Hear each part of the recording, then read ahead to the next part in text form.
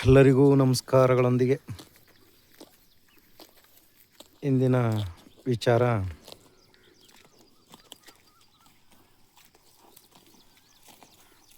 ಎಲ್ಲ ಮನಸ್ಸುಗಳನ್ನು, ಎಲ್ಲ ನೋವುಗಳನ್ನು,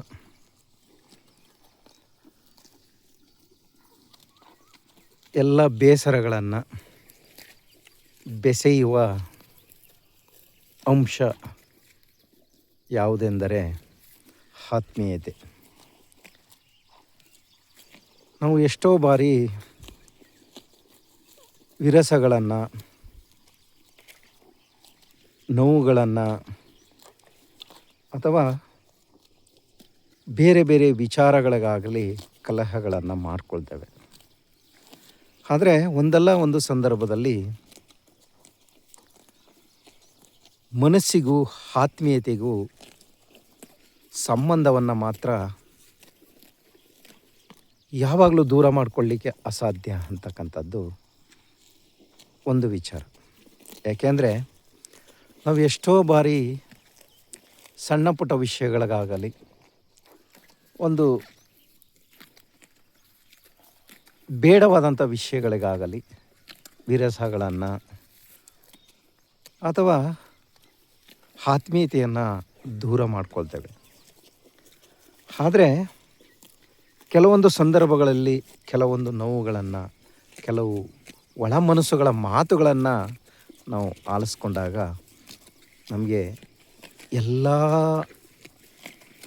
ವಿರಸಗಳನ್ನು ಬೇರ್ಪಡಿಸಿ ಅಥವಾ ಜಗಳಗಳನ್ನು ಬೇರ್ಪಡಿಸಿ ಸಹ ಸಂಬಂಧಗಳನ್ನು ಒಂದುಗೂಡಿಸ್ತದೆ. ಏಕೆಂದರೆ ಎಲ್ಲವೂ ಅಷ್ಟೇ, ಆತ್ಮೀಯತೆ ಎಂಬ ಗೂಡಿನಲ್ಲಿ ನಾವೆಲ್ಲ ಒಂದಲ್ಲ ಒಂದು ಸಂದರ್ಭದಲ್ಲಿ ಒಂದಾಗಬೇಕಾಗತ್ತೆ, ಒಗ್ಗಟ್ಟಾಗಬೇಕಾಗತ್ತೆ, ಒಮ್ಮನಸ್ಸುಗಳನ್ನು ಕೂಡ್ಕೊಳ್ಬೇಕಾಗತ್ತೆ, ಒಂದು ಗೂಡನ್ನು ಸೇರಿಕೊಳ್ಬೇಕಾಗತ್ತೆ.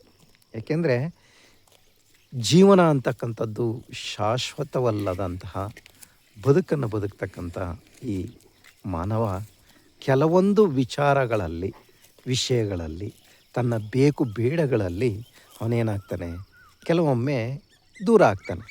ಆದರೆ ದೂರಾದ ತಕ್ಷಣ ಅವನು ಮತ್ತೊಮ್ಮೆ ಒಂದಾಗಲ್ಲ ಅಥವಾ ಬೆರೆಯಲ್ಲ, ಸೇರಲ್ಲ ಅಂತಕ್ಕಂಥದ್ದು ಬಹಳ ವಿರಳ. ಒಂದಲ್ಲ ಒಂದು ಸಂದರ್ಭದಲ್ಲಿ ಅವನೇನಾಗ್ತಾನೆ ಅಂತಂದರೆ ಒಗ್ಗಟ್ಟನ್ನು ಪ್ರದರ್ಶನ ಮಾಡಬೇಕಾಗತ್ತೆ, ತನ್ನ ಕುಟುಂಬವನ್ನು ಸೇರಿಕೊಳ್ಬೇಕಾಗತ್ತೆ, ತನ್ನ ಸ್ನೇಹಿತನನ್ನು ಸೇರಿಕೊಳ್ಬೇಕಾಗತ್ತೆ, ತನ್ನ ಒಗ್ಗಟ್ಟಿನ ಕುಟುಂಬಕ್ಕೆ ಅವನು ಏನಾಗಬೇಕಾಗತ್ತೆ, ಸೇರಬೇಕಾಗತ್ತೆ. ಅಂಥ ಸಂದರ್ಭಗಳು ಸಾಕಷ್ಟು ಸನ್ನಿವೇಶಗಳು ಸೃಷ್ಟಿಯಾಗ್ತದೆ ಈ ಮಾನವನ ಜೀವನದಲ್ಲಿ. ಒಂದಲ್ಲ ಒಂದು ವಿಚಾರಕ್ಕೆ ಒಮ್ಮೆ ಆದರೂ ಅವನು ಒಂದು ಒಳ್ಳೆಯ ಶುಭ ಕಾರ್ಯ ಮಾಡ್ತಕ್ಕಂಥದ್ದು ಅಥವಾ ಒಂದು ನೋವನ್ನು ಉಂಟು ಮಾಡ್ತಕ್ಕಂಥ ಸಂದರ್ಭಗಳಾಗ್ಬೋದು, ಬೇಡವಾದಂಥ ವಿಚಾರಗಳಲ್ಲಿ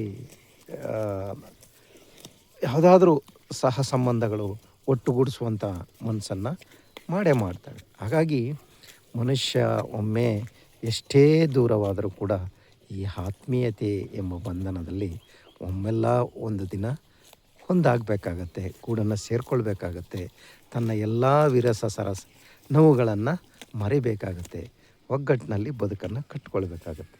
ಅದಕ್ಕೆ ಹೇಳ್ತಕ್ಕಂಥದ್ದು, ನಾವು ಏನಾದರೂ ಆಗರು, ಎಂತಾದರೂ ಇರು, ಎಲ್ಲಾದರೂ ಇರು, ಎಂದೆಂದಿಗೂ ನೀನು ಮಾನವ ಸಂಘಟನೆಯಲ್ಲಿ ಬದುಕುವಂಥ ಆಗಿರು ಅಂತಕ್ಕಂಥ ಅಂಶವನ್ನು ನಾವು ನೆನೆಸ್ಕೊಳ್ಬೇಕಾಗತ್ತೆ. ಒಮ್ಮೆ ಸ್ನೇಹಿತರಾಗ್ಬೋದು, ಸಂಬಂಧಗಳಾಗ್ಬೋದು, ಅಣ್ಣ ತಮ್ಮಿಂದರಾಗ್ಬೋದು, ಬಂಧು ಬಳಗದವರಾಗ್ಬೋದು, ಎಷ್ಟೋ ಸಣ್ಣ ಪುಟ್ಟ ವಿಚಾರಗಳಿಗೆ ಬೇರ್ಪಡುತ್ತಾರೆ, ಮತ್ತೊಮ್ಮೆ ಸೇರೋದೇ ಇಲ್ಲ ಅನ್ನುವಂಥ ಮನಸ್ಸನ್ನು ಕೂಡ ವ್ಯಕ್ತಪಡಿಸ್ತಾರೆ. ಆದರೆ ಕೆಲವೊಂದು ಸಂದರ್ಭಗಳೇನು ಮಾಡ್ತವೆ, ಸನ್ನಿವೇಶಗಳೇನು ಮಾಡ್ತವೆ, ಅವರನ್ನು ಒಂದುಗೂಡಿಸ್ತಕ್ಕಂಥದ್ದಾಗಿರುತ್ತೆ. ಸಂತಸದ ಸಂದರ್ಭಗಳಾಗ್ಬೋದು, ನೋವಿನ ಸಂದರ್ಭಗಳಾಗ್ಬೋದು, ಅವುಗಳನ್ನೆಲ್ಲ ಮರೆತು ಏನು ಮಾಡ್ತದೆ, ನಾವು ಬದುಕನ್ನು ಕಟ್ಕೊಳ್ಬೇಕಾಗತ್ತೆ, ಒಂದಾಗಿರಬೇಕಾಗತ್ತೆ, ಸುಖ ಜೀವನವನ್ನು ಮಾಡಬೇಕಾಗತ್ತೆ, ಸುಖ ನೆಮ್ಮದಿಯಿಂದ ಬದುಕಬೇಕಾಗತ್ತೆ. ಅದಕ್ಕೆ ಹೇಳ್ತಕ್ಕಂಥದ್ದು, ಶಾಶ್ವತವಲ್ಲದ ಬದುಕಿನಲ್ಲಿ ನೋವಿನಿಂದ ಬದುಕದೆ ನಲಿವಿನಿಂದ ಬದುಕು, ನನ್ನಲ್ಲಿ ಏನೂ ಇಲ್ಲ ಎಂದು ಬದುಕುವುದಕ್ಕಿಂತ ನನ್ನಲ್ಲಿ ಎಲ್ಲವಿದೆ ಎಂದು ಬದುಕುವುದೇ ಲೇಸು ಅಂತಕ್ಕಂಥದ್ದು ನಾವು ಮನಗೊಳ್ಳಬೇಕಾಗತ್ತೆ. ಹಾಗಾಗಿ ಎಲ್ಲವಿದ್ದೂ ಕಳೆದುಕೊಳ್ಳುವುದಕ್ಕಿಂತ ಏನೂ ಇಲ್ಲ ಎಂದು ಬದುಕಬೇಡ. ಎಲ್ಲವೂ ನಮ್ಮ ಜೀವನದಲ್ಲಿದೆ. ಅದನ್ನು ಪಡೆಯುವ ಹಕ್ಕು, ಗಳಿಸುವ ಹಕ್ಕು, ಪಡೆದುಕೊಳ್ಳುವ ಹಕ್ಕು ಎಲ್ಲರಿಗೂ ಇರುತ್ತೆ. ಎಲ್ಲರೂ ಸಮನಾದಂತಹ ಬದುಕನ್ನು ಕಟ್ಟಿಕೊಳ್ಳುವಂತಹ ಒಂದು ಜೀವನವನ್ನು ಮಾಡಬೇಕಾಗುತ್ತೆ, ಹುಡುಕಬೇಕಾಗುತ್ತೆ. ಹುಡುಕಿ ನಮ್ಮ ಬದುಕನ್ನು ನಾವು ಕಟ್ಟಿಕೊಂಡಾಗ ನಮ್ಮ ಬದುಕು ಸಾರ್ಥಕತೆ ಆಗುತ್ತೆ ಅಂತಕ್ಕಂಥ ವಿಚಾರವನ್ನು ಹೇಳ್ತಾ ಮತ್ತೊಮ್ಮೆ ಭೇಟಿ ಆಗ್ತೇನೆ. ನಿಮ್ಮೆಲ್ಲರಿಗೂ ನಮಸ್ಕಾರಗಳೊಂದಿಗೆ ಬಸವರಾಜ್ ಎಂ ಮಲ್ಲಮ್ಮನಹಳ್ಳಿ ಸಹ ಶಿಕ್ಷಕರು. ಧನ್ಯವಾದಗಳು.